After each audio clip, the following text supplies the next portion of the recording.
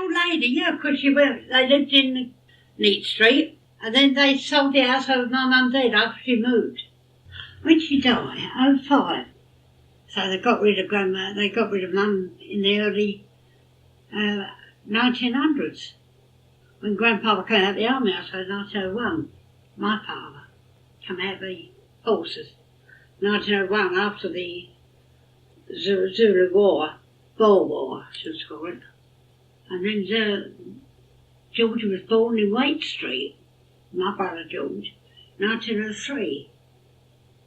So they must have got rid of Mum in that, or Granny took Granny out of the house, because the library was built open in 1902. So and I thought she got offered for the other house, Aunt Louie. Get me? Aunt Louie got all the money, and she had to sell the property to give the others some money, remember? Yet my mum never got a penny of it. So I suppose she thought she'd had enough, letting her live there free, looking after the old girl. It was still there during this war. It was only pulled down when they started making all the greenery in Neat Street. But the library and the washer used to be a wash house next door to it. I think it's a bar now, you know, where you can go in and wash yourself. Used to be. Used to take your washing there. I've been up there with my mum when we lived in Camberwell during the First War. They used to be open. There's a laundry then. Take the washing up there.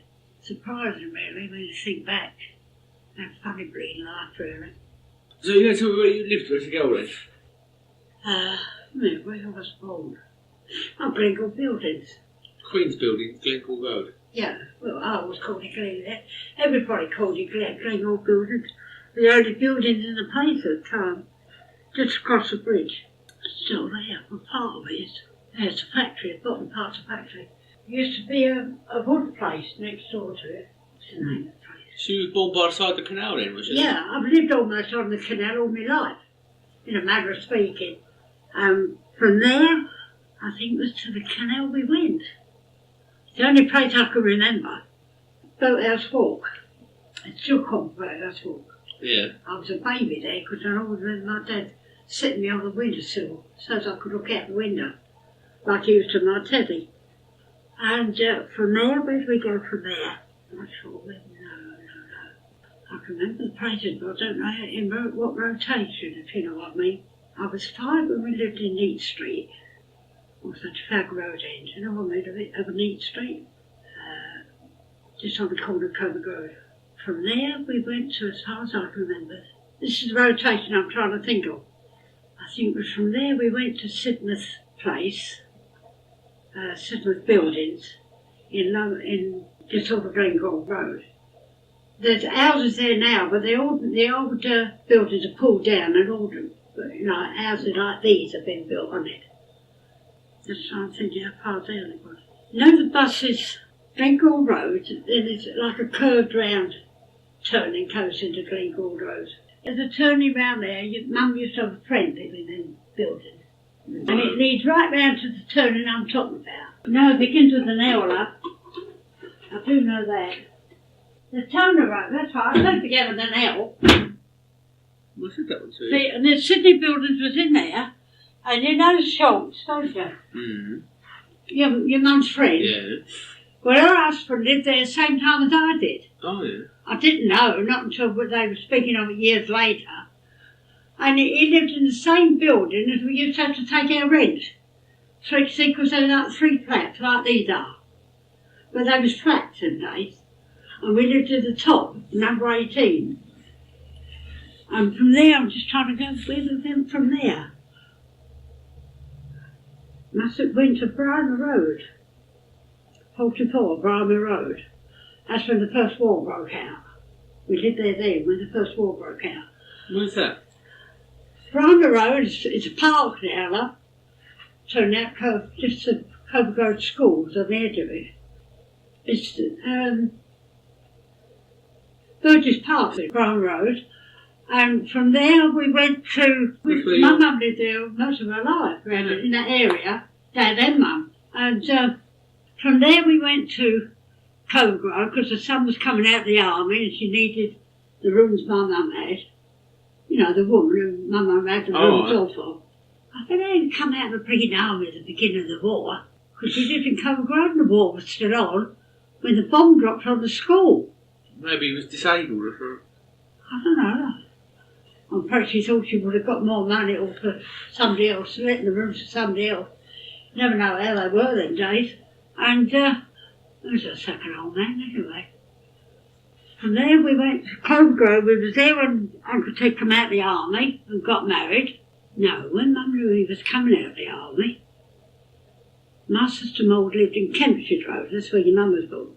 And she got my mum flat in the next house to where she lived. Yeah. Get me? And we stayed there until Uncle Ted was 9 years old, when Granny died. And then Grandpa, I went round and got this house, somebody packing bags across, I thought, flat. But you needed extra room for the kids. Can you understand what I mean? Because Dad wouldn't let the boys and girls sleep together. Never did, funny enough. And from there, Kempsford, we come round to St George's Way, Dartnell Road, where I took what I call the bag infested bleeding house. Nearly lost Grandpa over that, because he got, disease in his bloody hands. Then in work, to start off with, he got a fish prick. Some of this bleeding fish with his own whale meat and all that shit during the war he was eating. When he was painting the house, the paint got into this cattle, whatever it was at the time. He never took no notice, like he did all that shit. Stop that. Like you do, don't you? And then the day Granny was buried, he had to go to the hospital to have injections. And then he had his arm in a sling for a couple of months after. And all he got a week was 10 bob. And that's what his governor allowed him. Nothing off the panel, because it wasn't an illness, not illness, panel illness, you know what I mean? Them days you didn't get no bleeding up anywhere. 10 bob a week his governor used to allow him, because he'd done it on his firm, in his firm time, first infliction. And then, he had bleeding red, used to get 11 bob a week. How did I manage? I don't know if I know. when you think back, how the bloody hell did I manage? And from there, we went to St George's Way, because we got bombed out in Dartnell Road. The old Longcourt Road got blown out. And if we'd have lived in Kempsford still, we'd have all been killed, because the first lot of bricks was scattered right off of the whole of the street. Now as we stand there, we just one layer of bricks all round them. Any of us could have got killed, and because we got bleeding all our door. We had a wall here. That got blown in, and all the furniture ended up in the street. That's where we lost a lot of stuff. And we had nothing when we went around St George's Way. Still, wartime, I suppose we just got on, wasn't it? That was in 1940, so that's why I keep thinking of 1940, when the war was on. And Mum said no, it was 1940 Christmas. Can you see what I mean? Because it was 1941, the next week sort of thing, when we moved down to St George's Way. And I've always got the 1940 Christmas in my mind. Now, the first year we never had any bleeding, was it? That's when Dunkirk started. Oh well. And from there, I come round here. 28 years I was round there. In St George's Way. I've been here 18 years now. So where did you live when you got married? In Kempsford. Well, it was only me and my sister at home. You moved from Kempsford, and that's when you moved, when you got married, so wherever you moved to? I lived with my mum. Couldn't get places. Your mum was born there. We only had one room off my mum. Well, my mum, me and Dad kept Grandpa around. We paid the rent. That was a big load off their mind. Yeah. Because he only had 7 or 6 a week coming, Grandfather. Until Granny got old enough to get her, because she was older than him, get her pension. And then it was only 10 bob a week. They still had to live, didn't they?